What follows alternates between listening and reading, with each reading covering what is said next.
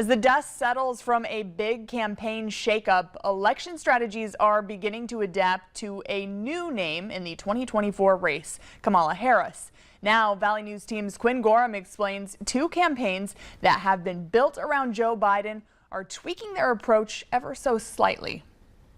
Kamala Harris isn't a complete newcomer to this race. Her name has been attached to Biden's for the last 4 years now, but in terms of policy, she's a bit of a wild card. Her name isn't nearly as well known as Biden's or Trump's, but both parties are working quickly to change that.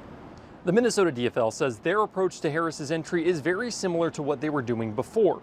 The Biden campaign has spent months propping up the Biden-Harris campaign, and all they're doing now is removing Biden's name from the ticket. Harris was still a part of that administration, and the party can continue to rally around the same topics they did before, but now with a much younger candidate.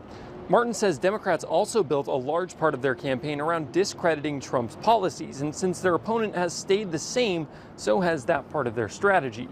You can't avoid the fact that there's going to be contrast. Donald Trump's going to talk about Joe Biden and Kamala Harris's time in the White House, and Kamala Harris is going to talk about Donald Trump's time in the White House, right? And I think those are fair comparisons for sure. Martin says that both candidates having a track record in the White House makes this year's campaign strategy much more unique. The pivot may be more difficult for Republicans than it was for Democrats. For months, we've seen the Trump campaign go after Biden, specifically targeting issues like his age. We're now seeing that campaign strategy shift as the party grapples with facing a new candidate in the form of Biden's VP.